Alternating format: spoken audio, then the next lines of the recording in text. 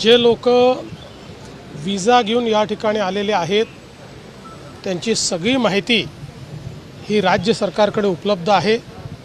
त्यांचं आयडेंटिफिकेशन झालेलं आहे, त्यांना नोटिसेस दिलेल्या आहेत आणि त्यांना परत पाठवण्याची व्यवस्था झालेली आहे। ते सगळे परत जात आहेत। कोणी जर अवैधरित्या आला असेल तर त्यालाही शोधण्याची प्रक्रिया आपली निरंतर चालू असते। पण साधारणपणे ज्या प्रमाणात अवैध बांगलादेशी आपल्याला सापडतात त्या प्रमाणात अवैध पाकिस्तानी हे सापडत नाहीत। त्याच्यामुळे आता पहिला जोर हा आपला जे लोक या ठिकाणी विजा घेऊन आलेले आहेत त्यांना सगळ्यांना 48 तासात बाहेर काढायचं आहे। त्याच्यावर पोलीस नीट काम करत आहेत। सर, एक बरेच इश्यूजसुद्धा येतात त्याच्यामध्ये। काही हॉस्पिटलायझेशनसाठी आलेल्या फॅमिलीज आहेत, मेडिकेशनसाठी। एक फॅमिली आहे ज्यांची 2 मुलं हार्ट डिसीजने त्रस्त आहेत, तर त्यांनी फार रिक्वेस्ट केली आहे स्टेटला। पॉलिसीचा विषय पण अशा केसेसमध्ये बघा असं आहे की या संदर्भात निर्णय घेण्याचा अधिकार राज्य सरकारचा नाही, तो केंद्र सरकारचा अधिकार आहे। पण त्याचवेळी जसं इथे आपण अशा प्रकारे सगळ्यांना बाहेर जायला सांगितलं आहे तसंच पाकिस्तानात देखील त्यांनी तेच केलेलं आहे।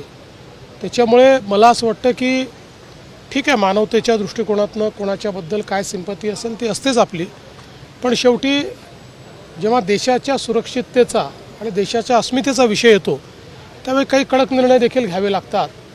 खरं म्हणजे पाकिस्तानच्या सरकारला समजलं पाहिजे की त्यांची निर्भरता भारतावर आहे आणि ज्या प्रकारे आतंकवादाला ते समर्थन देतात, मानवतेचा एक प्रकारे जे ते खून करतात, मला असं वाटतं आज जगातला कुठलाही देश पाकिस्तानसोबत उघडपणे उभा राहू शकत नाही। ही पाकिस्तानची परिस्थिती। पाकिस्तानच्या मंत्र्यांनी पंतप्रधानांना शिवीगाळ केली, ते उघडपणे धमकी देतात की आमच्याकडे न्यूक्लिअर बॉम्ब आहे। खायला पैसे नाही, कशाचा न्यूक्लिअर बॉम्ब सांगतात? खायला पैसे नाही, त्यांच्याकडे भुके मरून राहिले लोक। काय त्यांची अवस्था आहे, न्यूक्लिअर बॉम्ब सांगून राहिले? सर, बावनकुळे साहेब असं म्हटले की तुम्ही 2040पर्यंत मुख्यमंत्री राहाल, इथून पुढे शुभेच्छा दिल्यात तुम्हाला। बावनकुळे साहेबांच्या जर बस चालला तर ते 100 वर्ष मला ठेवतील, पण त्या त्यांच्या 2080 पर्यंत राहू देत, आमच्या शुभेच्छा आहेत। पण त्यांच्या शुभेच्छा यातला फक्त मतितार्थ आपण समजून घ्या की या शुभेच्छा आहेत, माझ्या चांगल्या करताच्या शुभेच्छा आहेत। बाकी राजकारणामध्ये रोल बदलत असतात, ते बदललेही पाहिजेत, कोणी फार दीर्घकाळ राहत नाही। त्याच्यामुळे जेव्हा माझा रोल बदलायचा तेव्हा तो बदलेल। सर, संजय गायकवाड आणखी एक वक्तव्य केलं, तुमच्या खात्याशी संबंधित आहेत, पोलीस आहेत, ते जर नीट राहिले तर काहीच होऊ शकत नाही।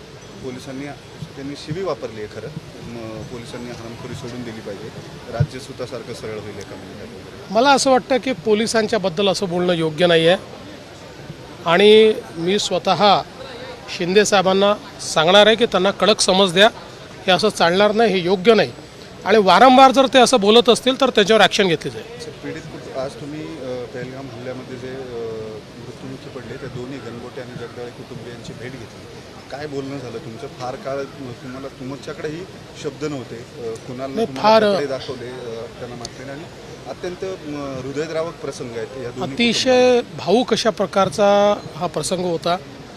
खरं म्हणजे सगळेच निशब्द होते आणि विशेषतः आसावरी जगदळे यांनी ज्या प्रकारे तिथलं वर्णन केलं, कारण त्या स्वतः त्या ठिकाणी होत्या, ते ऐकून अक्षरशः कोणाचंही मन हेलावून जाईल आणि कोणाचं रक्त पेटेल अशा प्रकारचं ते वर्णन त्या ठिकाणी होतं। खरं म्हणजे गणबोटे आणि जगदळे या परिवारासोबत जे काही झालं आहे ते अनाकलनीय अशा प्रकारचं आहे आणि मला असं वाटतं की त्यांच्या अनुभव त्यांचं ऐकल्यानंतर आतंकवादाशी लढण्याचा जो आपला निर्धार आहे तो अजून मजबूत झालेला आहे। आणि एक महत्त्वाचा मुद्दा, जगदाळे कुटुंबियांनीच त्यांच्या मिसेस ज्या आहेत प्रगती जगदाळेंनी, त्यांनी फिनान्शियल अडचणींच्या संदर्भात सुद्धा सरकारकडे एक अपील केली। नाही, निश्चितपणे हे जे 6 परिवार आहेत यांना जी काही मदतीची आवश्यकता असेल राज्य सरकार ती करेल। धर्म विचारून गोळ्या घातल्या अशा पद्धतीचं जे सांगितलं होते, पीडित कुटुंबांनी सुद्धा खरं तर ते व्यथा मांडली। शरद पवार असं म्हणाले की यातली सत्यता माहिती नाही। प्रकाश आंबेडकर सुद्धा असं म्हणाले की याच्यामध्ये 2 भाग आहेत, एक म्हणजे की धर्म विचारून गोळ्या घातल्या होय म्हणतात आणि एक जण म्हणतात की धर्म विचारून गोळ्या घातल्या का तर नाही। बघा, कोण काय म्हणालं याच्या वादात मला पडायचं नाही. ही वाद करण्याची वेळ नाही.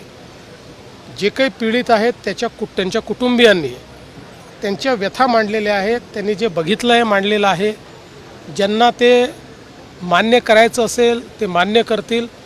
ज्यांना डोळे उघडे ठेवूनही झोपेचं सोंग घ्यायचं असेल ते झोपेचं सोंग घेतील. मी दोघांची वक्तव्य ऐकलेली नाहीत, त्यामुळे दोघांवरही कमेंट करणार नाही. सिंधू कराराचा एक मुद्दा होता. पण पाणी अडवणार कसं असा एक प्रश्न विचारला जातो.